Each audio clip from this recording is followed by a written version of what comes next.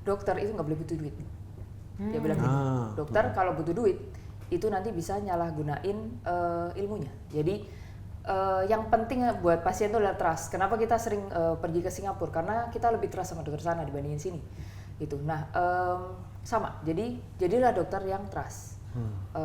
Skill kamu harus naikin, semuanya kamu harus naikin. Yang trust kamu, dia butuhnya apa ya kamu kasih apa. Jangan karena kayak orang jualan ya, semuanya ini mau, aduh ini barangnya banyak nih, harus kamu. Motifnya komersil jadinya. Yes, tidak boleh.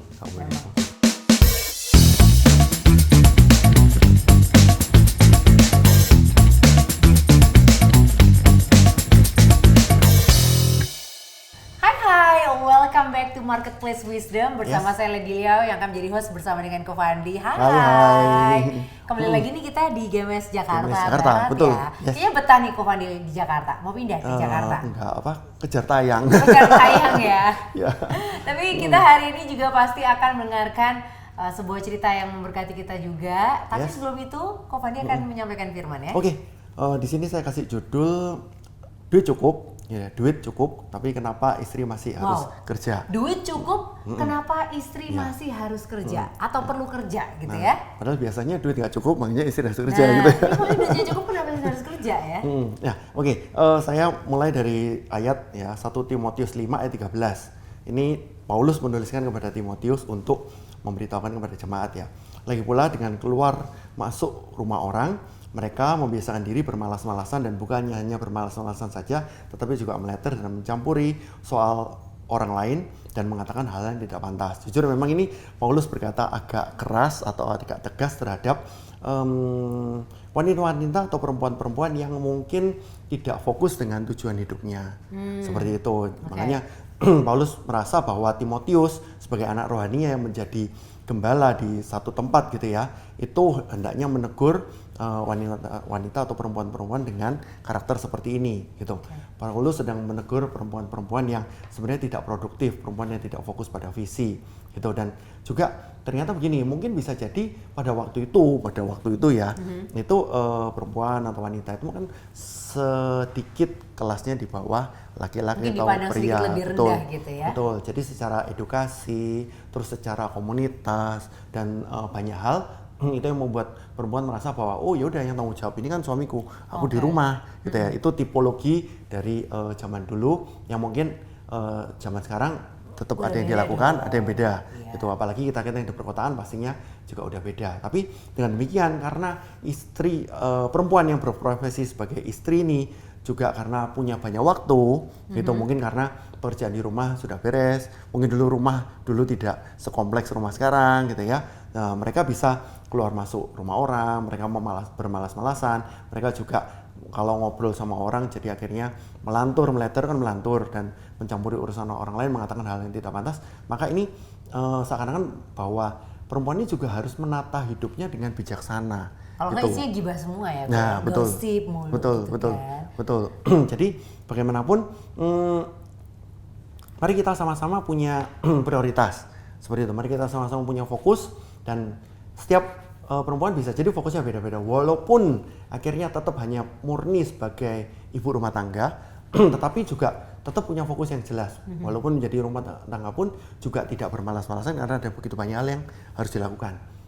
Juga bisa juga berdoa, melayani Tuhan gitu ya, mempelajari firman Tuhan dan sebagainya. Tapi juga untuk wanita karir juga pasti Tuhan juga kasih satu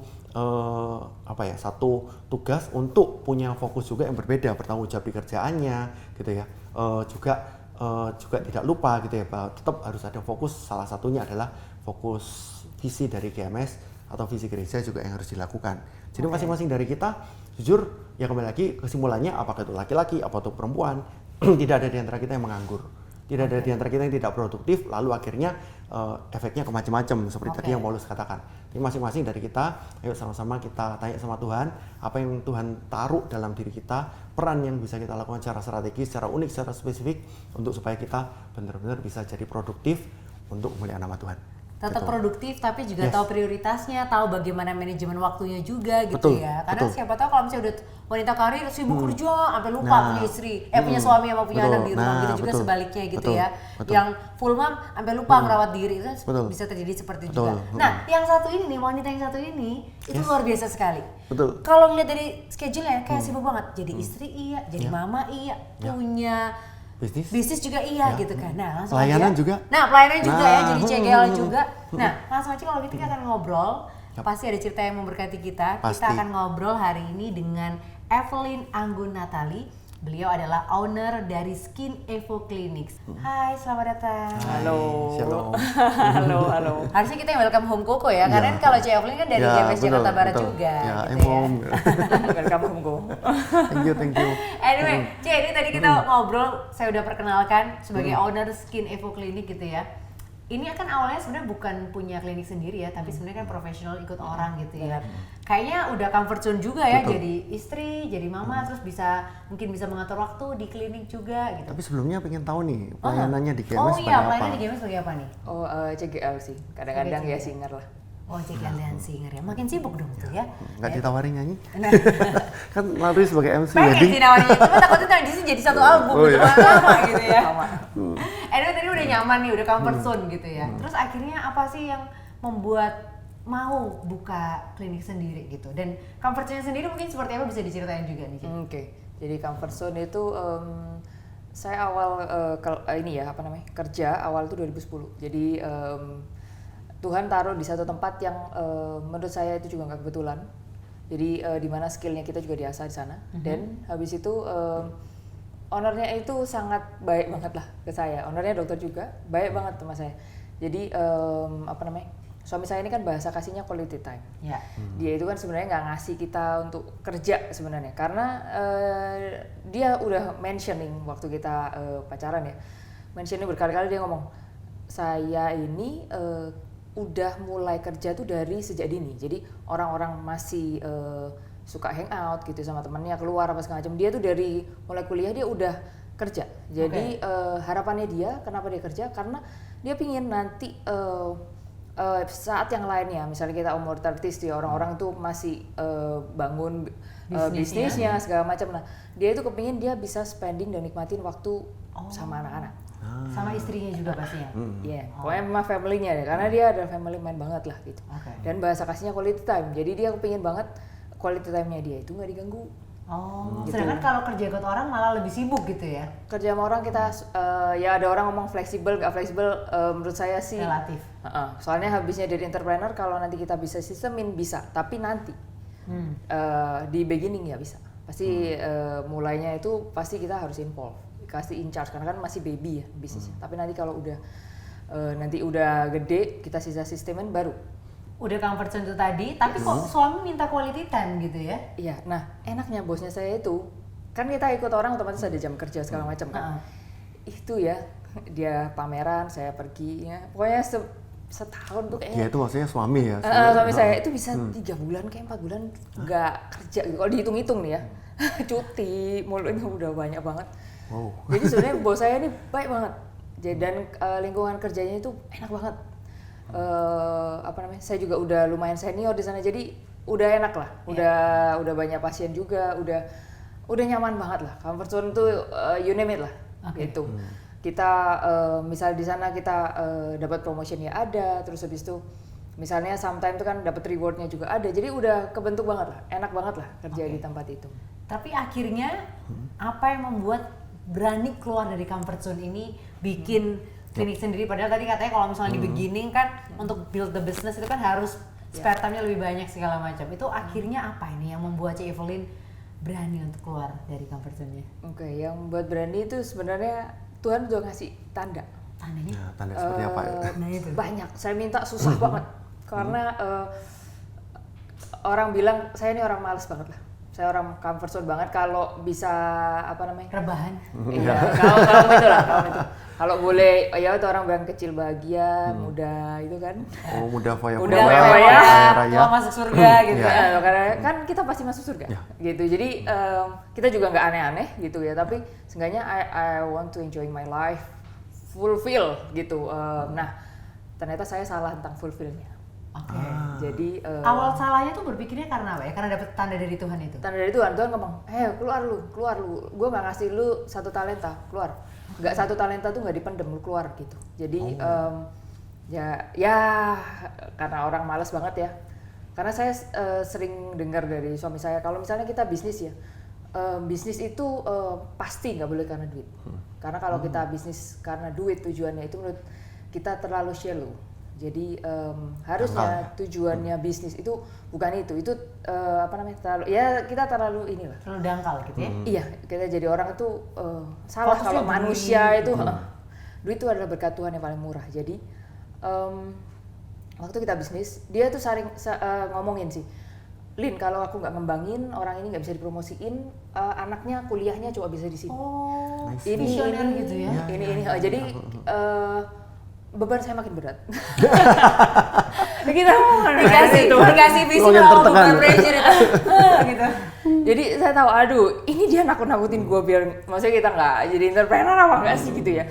Cuma kita tahu ya begitu memang. Idealis memang, tapi menurut saya itu lebih mulia ya, lebih inilah. Memang tujuan yang purpose yang benar itu seperti itu. Diberkati untuk jadi berkat gitu ya. Yes, makin kita diberkati, bawa-bawa kita pasti gitu. Yep. Jadi di pressure ini itu kan kita tahu, berarti kita leadershipnya harus lebih bagus, lebih ini. Kita lebih nulis kita lebih tinggi, perusahaan kita bisa bawa naik, berarti kan makin mereka itu bisa lebih diberkati lagi gitu. Itu makin pusing. Terus habis itu comfort zone ini saya sampai minta 3 tanda dari Tuhan. Susah banget saya susah. Pokoknya tandanya itu. Tanda yang pertama apa ya? Tanda itu maksudnya menetapkan syarat untuk Tuhan penuhi. Kalau memang jadi kalau memang nih gue memang saya harus jadi entrepreneur, Tuhan saya minta 3. Gitu. Kalau misalnya enggak usah deh. Ya. Gitu. Menurutku aku takut tuh ambisi aku tuh pribadi doang dan itu nggak lesi, sebenarnya aku males. Ya. Gitu. Nah, karena Tuhan tahu segala sesuatu ya. Iya. motivasi lemah memang. Nah, terus habis itu nih aku ceritain 2 lah ya kira-kira ya tandanya. Jadi tanda yang paling susah itu sebenarnya gue ngomong, Tuhan aku minta tandanya itu jadi ada beberapa orang yang aku tahu dia itu adalah shareholdernya company. Itu rada jahat sih sebenarnya, rada nggak benar sih sebenarnya tandanya. Cuma karena nggak mungkin, karena aku mention itu ke Tuhan. Saya mention itu nantangin Tuhan kayaknya. Emang bandel. Nantangin gitu ya. Bandel. Oke. Itu pokoknya Tuhan nih ya, dari beberapa orang ini mereka temenan, shareholder, ngomong kalau misalnya Tuhan emang minta ini, mereka keluar tiba-tiba Tuhan. Semuanya. Tapi aku nggak mau tiba-tiba nih, itu nggak mungkin menurutku karena mereka shareholder, maksudnya. Itu di perusahaan yang. Bukan. Jadi ini orang yang aku tahu. Oh ya. Ini dan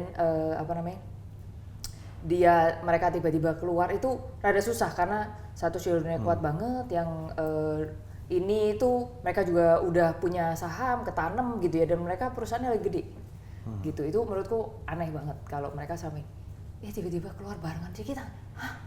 Itu deg-degan dan karena satu tanda yang paling susah itu menurut saya kegenapin gitu. Terus ini ada lagi, yang kedua adalah, terus habis yang ketiga. Yang kedua ini bikin malu ya. Yang kedua kayaknya mungkin lebih ini ya, lebih buat nanti private ya. Nanti kita ngobrol. Yang ketiga itu saya minta sama Tuhan, Nuh kan dikasih pelangi kan, tanda perjanjiannya. Aku minta pelangi tapi di depan mataku. Jadi pelanginya itu di depan mata, bukan jauh jauh sana aku nggak bisa lihat ujungnya dan ujungnya. Oke. Karena agak unik sih ya permintaannya. Susah, ya? memang sengaja dibuat susah. Udah susah tambah susah. Waktu itu saya ingat banget, saya liburan ke Bali. Kita tuh di Uluwatu. Jadi waktu itu kita sempat wedding di sebelahnya Uluwatu. Jadi kita tahu kalau di sana kalau musim hujan, rainy season ya, itu pasti hujannya tuh lewat doang, gerimis doang. Jadi seret gitu, atau keras tuh pasti lewat, karena kita sering suka lah di cliff view gitu. Jadi sering banget tuh, pasti lewat doang. Nggak kesempet kebentuk pelangi, nggak pernah saya lihat ada pelangi di situ.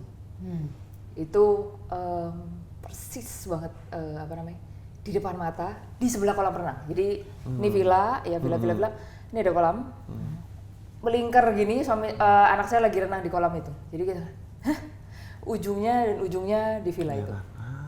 Wow. Jadi itu waktu aneh ngelihat pelangi itu langsung tek. Wah ini udah. waduh, nggak pusing bisa kepala kabur aku. ya. Nggak bisa Nggak bisa kabur ya. Ya, itu pusing kepala. Jadi kita mikir udah nggak usah bandel-bandel deh. Soalnya makin bandel kita makin tahu nanti ini nggak enak nih endingnya. Gitu. Mau nggak mau kita disuruh benar-benar terjun. Itu persiapan kayaknya saya cuma 1 bulan doang. Kita nyari gitu ya. Dan itu kan lagi COVID ya. Jadi Oh justru keluarnya waktu COVID di tahun berapa? waktu COVID 2020 akhir ya. 2020 akhir. Ini berarti nyari lokasi, cari tim juga gitu ya. Tapi memang sih kalau misalnya Tuhan ini ya, itu benar-benar Tuhan sediain semuanya.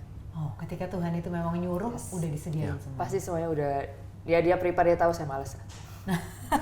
itu dari rumahnya udah ready, kita cuma tinggal nambahin interiornya, mebel-mebel dikit, dan ya cuma rubah-rubah dikit. Dan habis itu dari susternya apa segala macam itu semuanya Tuhan penuhin. Dan even setelah 1 bulan renov, bulan keduanya itu ada pasien saya yang terus calling itu minta datang, padahal kan lagi musim COVID ya. Dari awal buka sampai, kecuali bulan renov itu aja ya, sampai sekarang itu nggak pernah saya ngeluarin uang lebih lagi untuk noboin gitu istilahnya. Karena kan COVID tuh kan kita buka tutup nggak pernah minus gitu ya? Nggak pernah. Wow. Nggak pernah Tuhan. Dan karena itu daerah Pondok Indah kan lumayan ya rentnya apa segala macam. Itu bener-bener Tuhan cukupin tuh dari awal sampai akhir. Ya udah sama sekali. Wow. Sama sekali Tuhan ini berkatin. Jadi yang kitanya kena COVID, yang kena COVID itu kan muter aja. Yang ini kita kan juga buka tutup terus gitu. Jadi Tuhan selalu sertai. Untung nurut ya. Untung dengeran. Meskipun malas tapi nurut ya kan. Jadi Tuhan ngeliat ya diberkati gitu ya dan disediakan semuanya gitu. Tapi nurut itu bukan males gitu kan. Iya, Nurut itu apa sih? taat ya. Taat itu ya. bukan males gitu. Iya. Ya. Melawan rasa malas itu tadi, keluar dari comfort zone itu tadi. Betul. Luar biasa sekali. Ya, jadi teman-teman bisa tahu ya, taat, yang paling penting taat. Sisanya nanti jalan sama Tuhan. Oke. Gitu. Tapi ada challenge-nya nggak? Ada tantangannya? Waktu pertama kali mau buka bisnis ini, kan tadi Chefly juga bilang, biasanya kalau membuka atau memulai sebuah bisnis ini, waktu itu mungkin agak sedikit akan banyak diambil gitu ya. Sedangkan suami tadi kan banyak quality time gitu. Itu ngatur waktunya ada kesusahan nggak? Oke. Jadi saya tertolong banget di masa ini di masanya saya kerja sama orang. Jadi waktu saya kerja sama orang kan almost 10 years ya.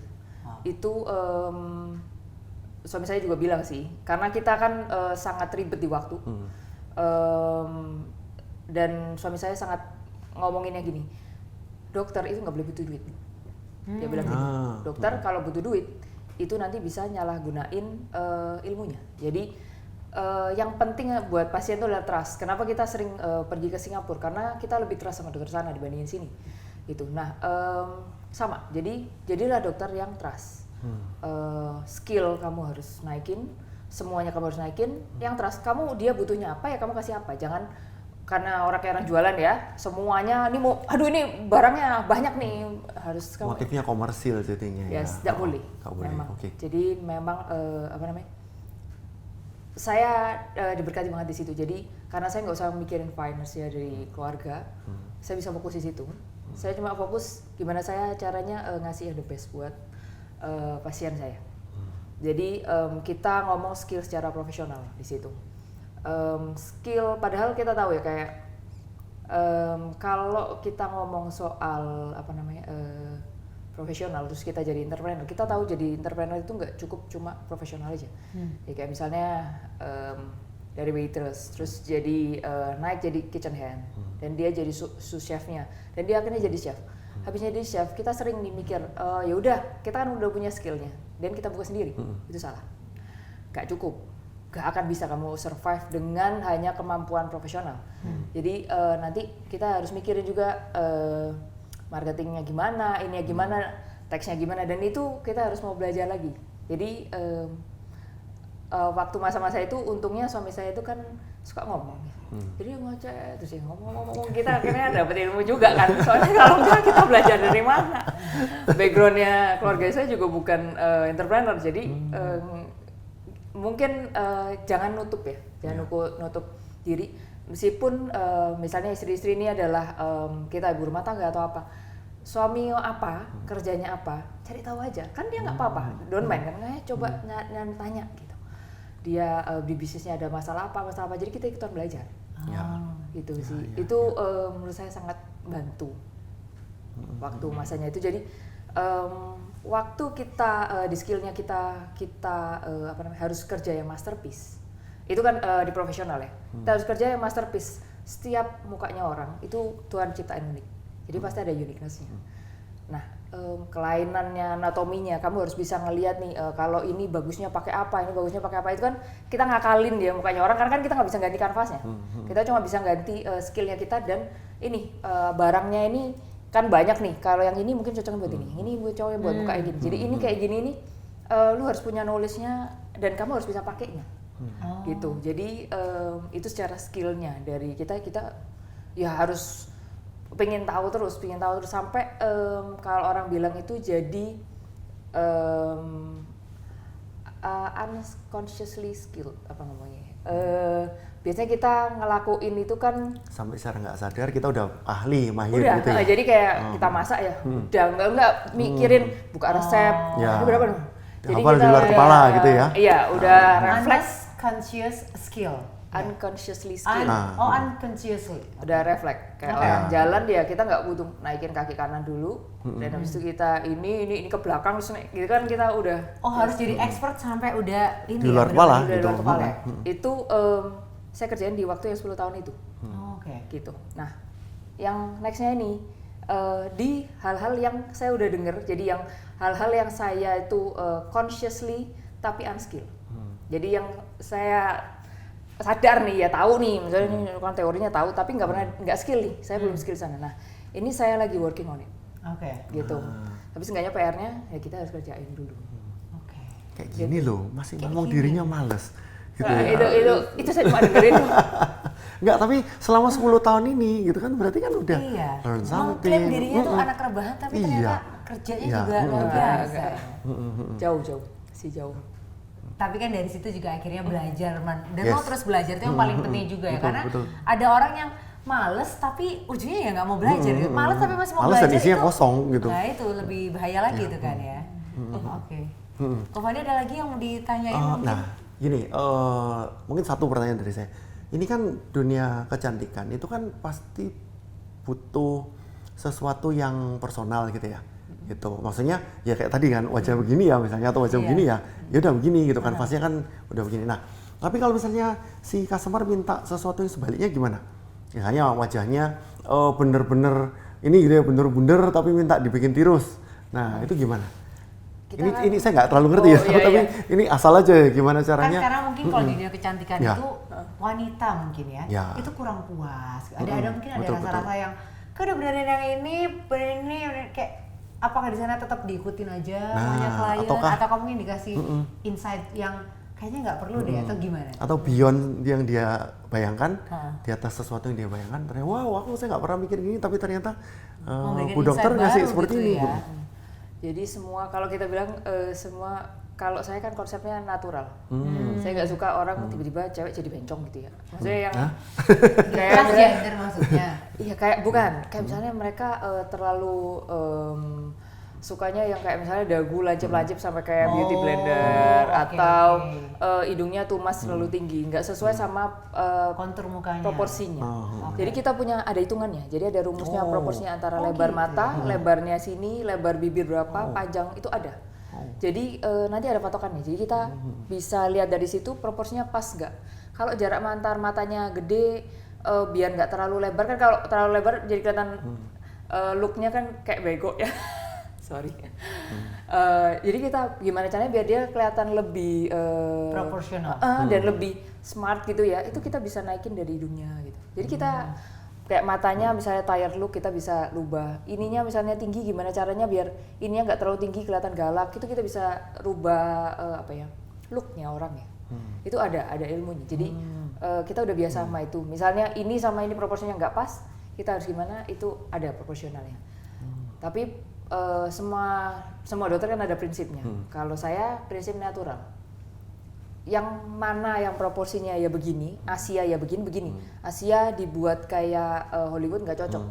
Contoh Agnes Monica, terakhir dia sempat dikerjain sama salah satu dokter terkenal di Hollywood. Dokternya juga dokternya Kim Kardashian. Itu kita lihat apa ya, nggak cocok lah. Udahlah, kamu kan muka Asia ya. Terus mereka itu kalau Hollywood look gitu ya, ininya tinggi, jadi ini tinggi, ininya gede, kotak. Jadi dia buat sangat tajam sekali. Mereka suka rahangnya itu sangat define gitu. Jadi kita ngelihatnya rada nggak cocok sama kita karena mukanya kita ini kan matanya nggak segede mereka ya. Jadi proporsinya itu nggak pas gitu. Ya kayak gitu gitulah. Jadi secara prinsip memang natural ya. Jadi kita juga memberikan suggest gitu untuk pasiennya juga kalau misalnya nggak perlu ya nggak perlu gitu ya. Benar. Jadi itu depends ya. Tapi ada beberapa dokter yang suka, ada yang enggak. Cuma memang kalau kita ke situ dan kebanyakan mereka kenapa ke klinik estetik? Kalau yang sampai yang aneh-aneh itu ada story-nya. Ada apanya? Story. Ada story-nya. Story-nya. Oke. Ada story-nya. Jadi even mereka iri sama orang atau mereka sometimes mereka transgender terus suka sama seorang dan ini gitu. Jadi ada story. Mungkin secara jati diri gitu ya. Iya. Ada story dari jati gambar diri yang gambar diri. ya, ada yang terluka di situ. Oke. Oke, mungkin terakhir Ci Evelyn boleh kasih semangat, kasih courage gitu untuk para ibu-ibu, para wanita di luar sana yang mungkin lagi galau gitu ya. Mungkin dulunya kerja terus tiba-tiba jadi full mom terus pengen kerja lagi tapi galau, atau mungkin buat full mom juga itu kan pasti ada plus minusnya masing-masing gitu ya. Tapi sebagai wanita yang juga jadi full mom, yang jadi istri juga, yang jadi entrepreneur juga, boleh dong dikasih Atau semangatnya. ada suami yang kelarang istrinya kerja gitu, pada Iya, istri yang pengen kerja. produktif. Ini kalau tadi iya, dikasih kebebasan gitu ya. Iya. Iya, apa untuk yang ini ya, apa namanya, kita istri-istri yang di luar sana mungkin lebih ke kita satu, kita cari hubungan yang dekat sama Tuhan, kita tanya sama Tuhan apakah memang jalannya kita di sana atau enggak. Itu kalau misalnya emang di sana, Tuhan pasti kasih jalannya deh. Tadi aja apa muter-muter akhirnya kecerobos juga. Gitu. Yang kedua apa namanya, ini meskipun kita ini ibu rumah tangga ataupun kita kan di situ-situ aja ya, belajar itu harus tanya aja sama suami. Kalau misalnya kita belajar tentang dia gitu ya, kita juga bisa lebih nyambung sama dia. Jadi untuk hubungan suami istri pun sebenarnya bagus gitu. Jadi nggak apa-apa. Memang kadang-kadang bingung karena kita nggak biasa dan nggak impor. Tapi nanti lama-lama dengerin aja, nanti lama-lama ada nyambung-nyambungnya sendiri deh gitu. Oke. Saya sekitar 4-5 tahun lah dengerin dia baru rada-rada nyambung gitu. Karena kan kita Beda banget Iya. ininya ya soalnya Jadi, bidang kerjanya. bingung saya sama bahasa ekonomi itu kan rada-rada ini ya. Yes. Jadi dia ngomongnya IPO apa, aduh semakin pusing kepala saya. Tapi nggak apa-apa, dengerin aja. Siapa tahu nanti lama-lama otaknya konek-konek sendiri, nemu jalan celahnya ya. Ya. gitu. Satu lagi saya pernah dengar dari suami saya juga, dia ngomong soal ini. Ada nih kata-kata yang terkenal, banyak orang yang suka. Success is when opportunity meets preparedness. Jadi sebenarnya bahasa aslinya bukan preparation kok. Oh, Jadi awalnya itu katanya sebenarnya preparedness. preparedness. Preparation adalah persiapan, preparedness adalah kesiapannya kita. Jadi waktu nanti itu Tuhan memang udah waktunya Tuhan kamu buka, itu kamu udah siap. Seenggaknya itu di ya kalau saya sih di skillnya saya dan ya cuplikan yang tadi si apa namanya consciously unskilled itu.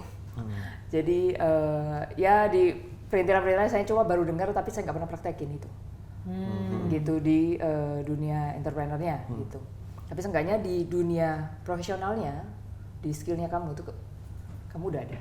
Gitu. Jadi nggak nol putul terus habis itu kita harus compete sama orang di luar. Iya, gitu. itu malah challenge ke diri sendirinya lebih memperburuk nanti ya kalau nggak punya kesiapan ya. Ya kasihan buahnya kalau menurut saya. Iya, kasihan. Gitu.